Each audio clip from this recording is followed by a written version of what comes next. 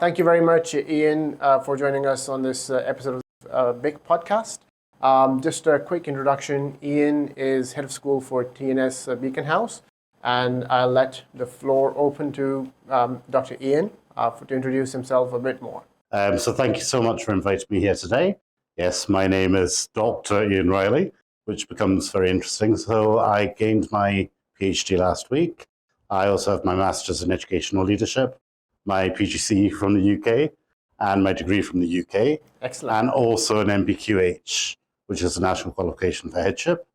I am the head of school for TNS, but I also work for the IB in a number of different roles, including chair, evaluation lead, workshop lead, the Council of International Schools as evaluation lead for them as well, and also the Middle States Association as evaluation lead. So I'm a busy man. Safe to say you've got plenty of experience in and out of Pakistan's education sector?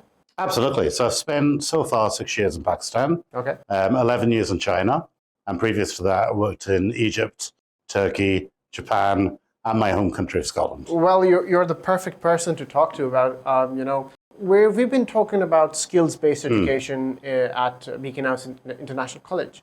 And we're wondering what that means to you exactly. When you hear skills-based education, what does that mean to specifically you? Well, I am a man from the 1970s. So, I remember being brought up where the teaching and learning was very didactical. And when I would do workshops now, I ask the students, what do you remember from school? Now, these are teachers, and they remember the times tables, they remember their friends, they remember nothing else. Right? So if we look at education now, it's changing, right? And if you look at the employers now, they're changing. So if you look at the 2060 Economic Forum survey on employment, people are now looking at skills over knowledge. And that is something that we at TNS, I can say, are teaching students, and I know that Beaconhouse has incorporated that into their programs as well. Right.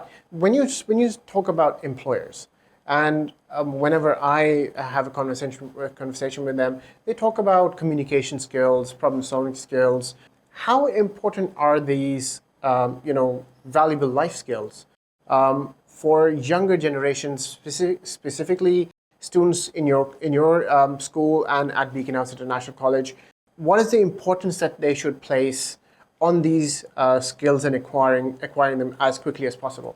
I think, and I know this will come up later anyway, that AI has also had a huge influence on this.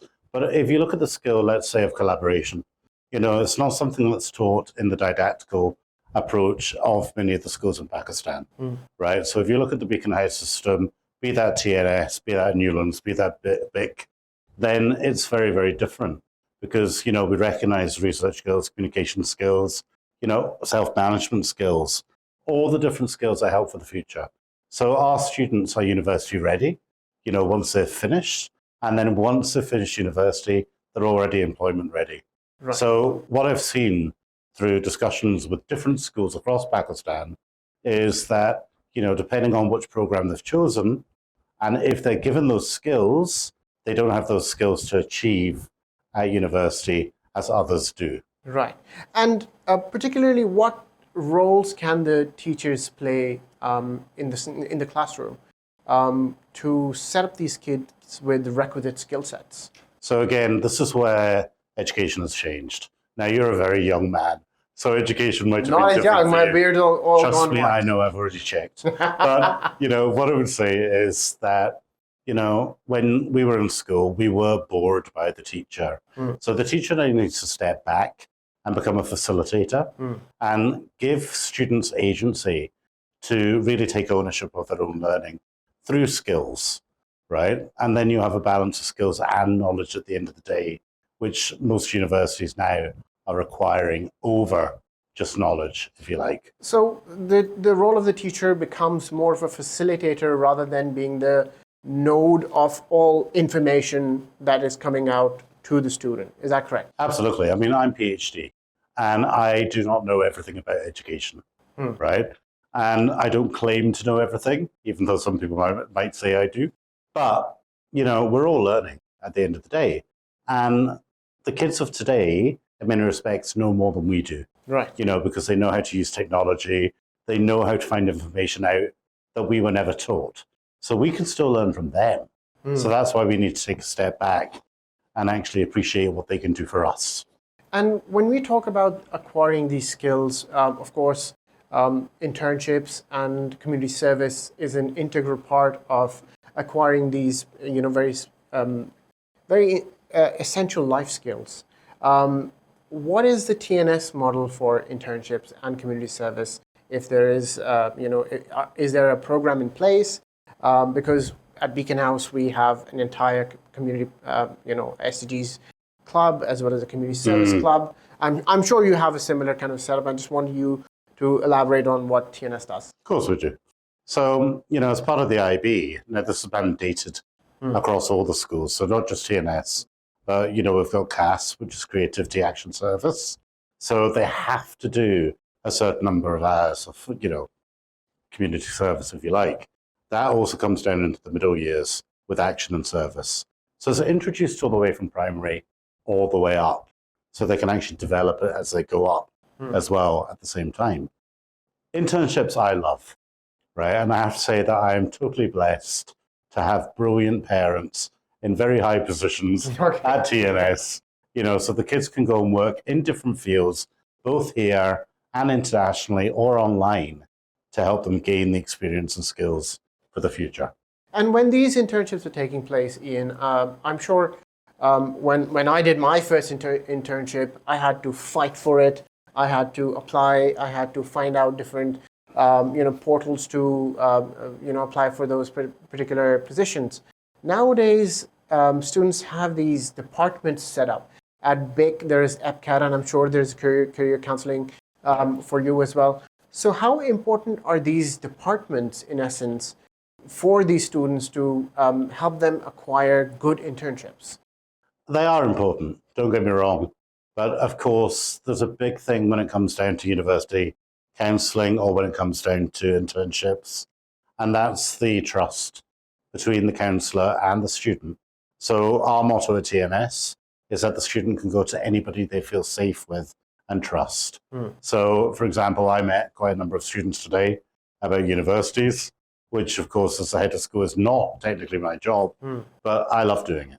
Right? Because, again, we work together as a team to ensure that everyone knows what's going on and the student can succeed with whoever they believe in. And perhaps internships have also evolved from what they were back in our days.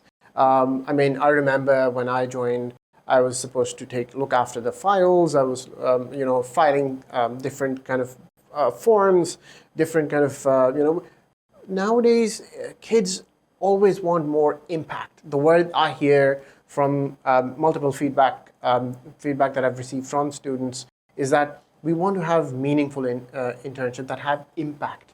How can students create these impact when they are at such a nascent stage of their careers? It's amazing to see kids and how they've developed. And I think if you give kids ownership of their own learning from a young age, even by the time they're 14, 15, they can actually make a huge, significant change. So, one of our students, who is a child of the ex-foreign minister of Pakistan, she's now working along with her mother. She's taken over the project to help women in Bhutan, earn their own money rather than their husbands. So these are divorced women, as an example. Another child whose dad is the CEO of SERP, has been helping endangered animals in Hunza recently as well, because that's what he wants to do as a passion project at university. And I think trying to get those passion projects of the students and hone those skills really help them for the future. And perhaps that's what leadership is at the end of the day, that you create impact when you have such few resources at your disposal. And perhaps when you segue into your careers, then companies and different organizations have that trust in you, that if you were a student and you were able to create an impact with such limited resources, and now we can give you real actual money and you can go and create some real change, right? No, I absolutely agree with that, because I think I call the students change agents at the end of the day.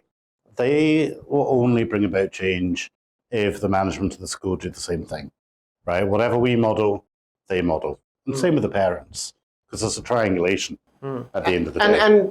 And I suppose it also works for the mentorship that is required. I'm sure as you've mentioned, that even though it's not your job description to help these students with college applications, but they see you as a mentor. They look up to you.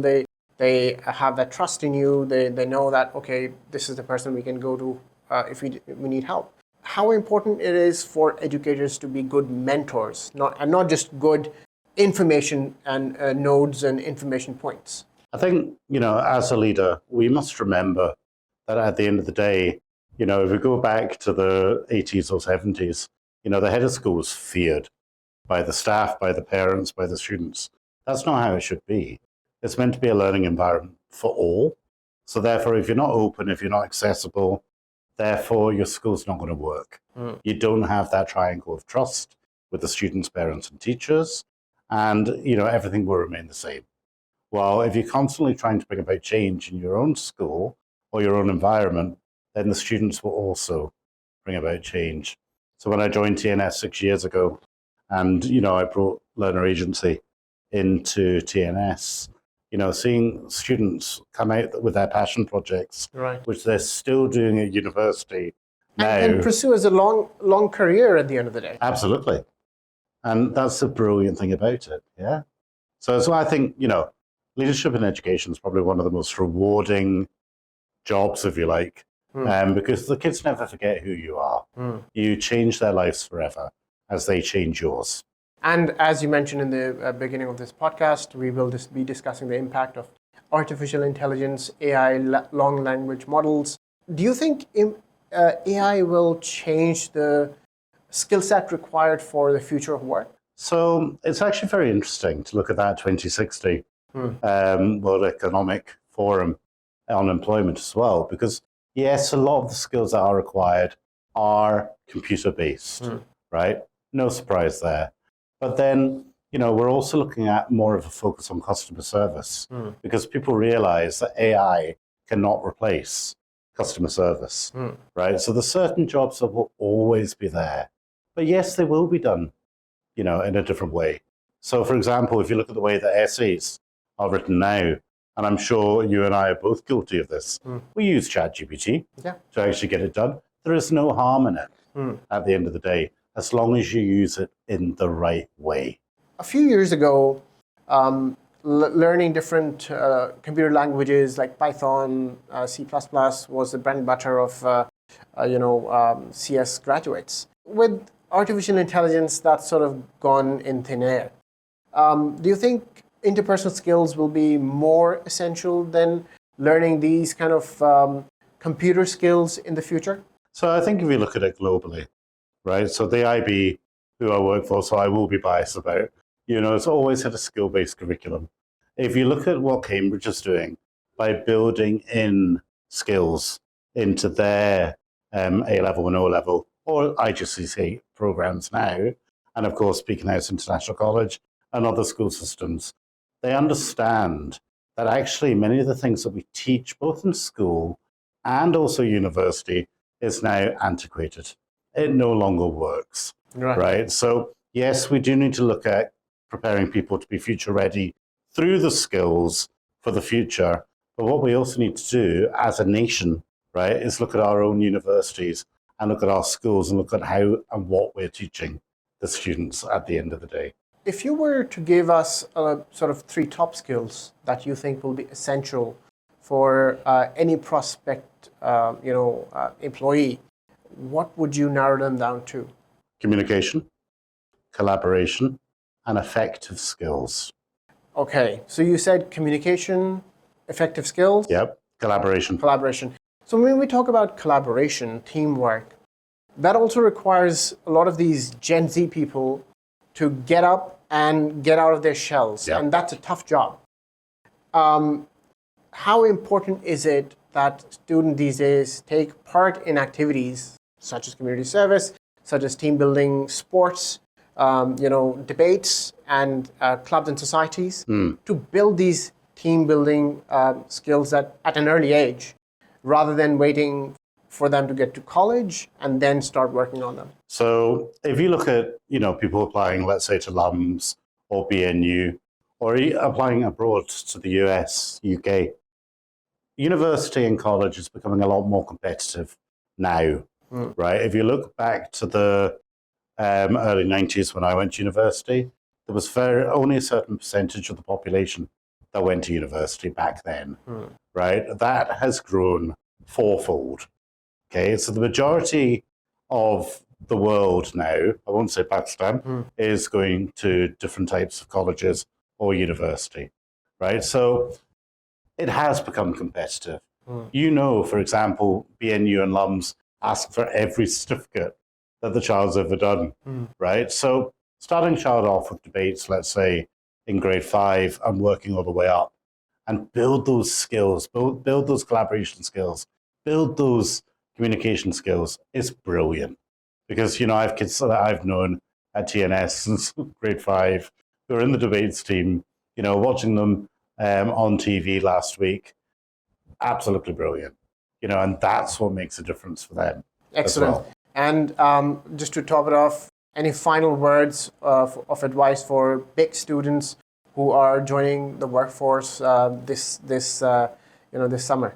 I think, the world out there can be a very, very scary place. Just remember that at the end of the day, BIC, because I know BIC very well from its inception, has taught you the skills to succeed in that workplace and in the future. Stay strong, stay proud, and make sure you collaborate. Right. Thank you very much for joining us, Dr. Ian. It was a pleasure to meet you and listen to your thoughts on, future of skills in education and in workforce. And we look forward to hosting you again soon, hopefully not too far away. But yeah, inshallah, we'll invite you over back for another episode. Thank you so much. Thank you.